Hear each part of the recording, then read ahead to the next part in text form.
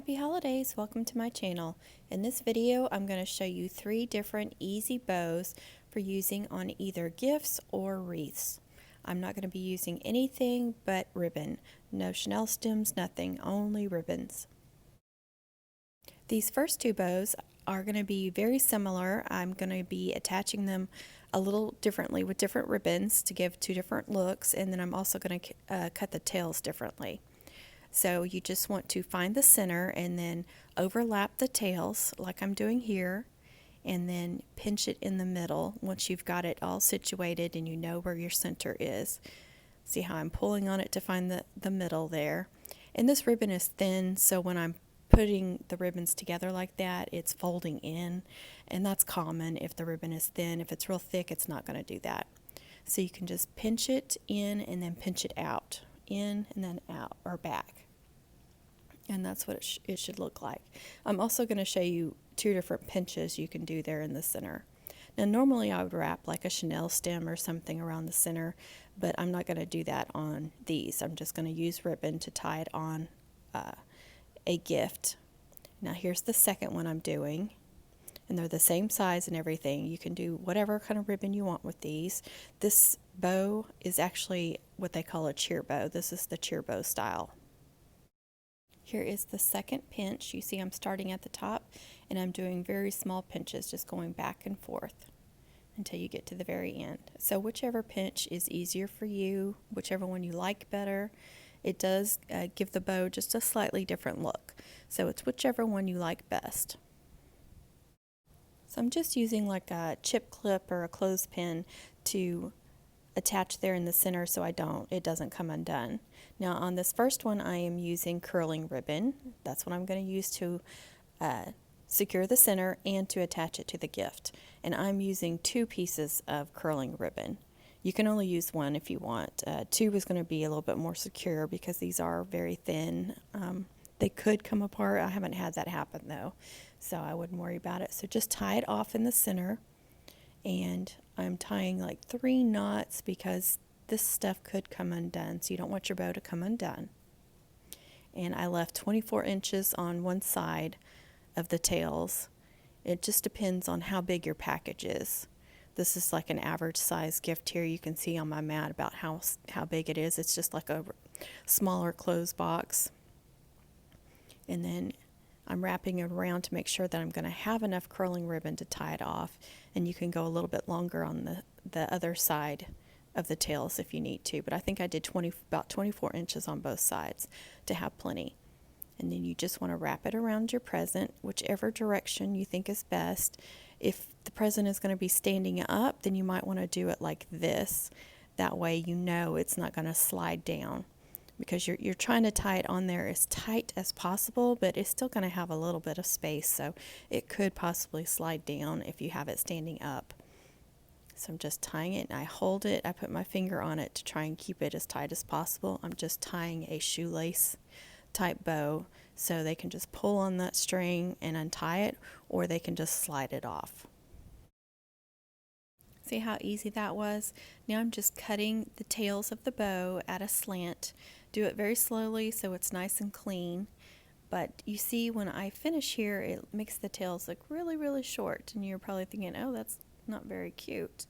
But I will fix that. First I have to fix the curling ribbon. It folded over, so I want the pretty side up. So I'm fixing that real quick.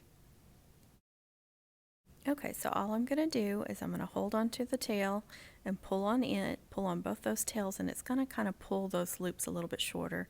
And then if you pull on the tail and the loop, it will kind of elongate the bow. So now it's really cute. It went from looking kind of deformed to very cute. Now onto the second one. Now I'm using this soft satin red truck ribbon that I got at DollarTree. And I'm making the length about the same size, and I'm just going to tie it in the center just like I did the last one with the curling ribbon. Just want to tie 2 or 3 knots to make sure it doesn't come undone. But this will give it a different look using this printed soft satin ribbon. So you can use just about any kind of ribbon you want, but I would suggest it being a thin ribbon. You may recognize this bow from the shorts that I did earlier in the week. And so it was less than a minute long. You can only do shorts, like I think they have to be about 55 seconds long. So that's why it was very fast, but I wanted to do a slowed down version of it too and show you more detailed for those that wanted to see that. And again, there will be 3 bows in this, and I will try to put a timeline or storyboard in the description, so you'll be able to click on the timeline to which bow you want to see. Again, you need to decide which direction you want the bow to go, and I'm putting this on green and white wrapping paper so it really stands out. You may not think it looks good on there, but I really wanted the bow to stand out for the video, so I didn't want to use some wrapping paper that was red and white, so I wanted to use something that had a lot of contrast so you could really see the bow for the video. And this gift, y'all, is for one of my dogs. So both of these gifts were for our dogs. Don't judge. They actually one of our dogs likes to actually unwrap presents. We discovered that I think a year or 2 after we got her, that she will unwrap presents, and I do post videos of those. So if you want to see that funny video, you can. And you see I cut the V shape on these tails and pulled on them a little bit to shape the bow. And again, I tied a shoelace type ribbon, or tied the ribbon in a shoelace type bow in the back, so it's easy to get on and off. And there's the 2 matching bows. And next I will do a bigger bow out of that same ribbon for a wreath. So I'm doing 18-inch tails and 12-inch for the loops. And this is going to be a very simple bow, and again, I'm not going to use the chenille stem. I'm going to tie it onto my wreath using just ribbon. So it's a little bit different, but you know, maybe you run out of chenille stems or floral wire, whatever it is you use to tie bows, or maybe you didn't think to buy any. You're new to making bows and you're like, oh, I forgot to buy this. Now I'm gonna have to go back and buy something else. Well, no, if you have enough ribbon, you can just tie it on your wreath or tie it on your gifts or whatever your, mailbox or lantern, whatever it is you're putting the bow on. You can just use ribbon to tie it on if you don't have any chenille stems, or maybe you just don't like using them. So this very simple bow, I'm doing 6 loops, 3 on each side. You just you make your loop, you pinch it in the center, you hold it. Since I'm right-handed, I hold it with my left hand. And you always twist the ribbon so the pattern is on top. And you see when I'm trying to make these loops how the ribbon is kind of caving in. Again, that's because the ribbon is thin. A lot of ribbons are like this, so you'll have that happen. It's an easy fix. So just hold it in the center there, give the ribbon a twist to make your next loop. And then I'm moving my tail to make sure that both my tails are going the same direction. And then I'll match them up and cut them the same. Again, you can use a clothespin or chip clip to hold it there in the center so you don't lose it. And then you can just cut it the same as the second one.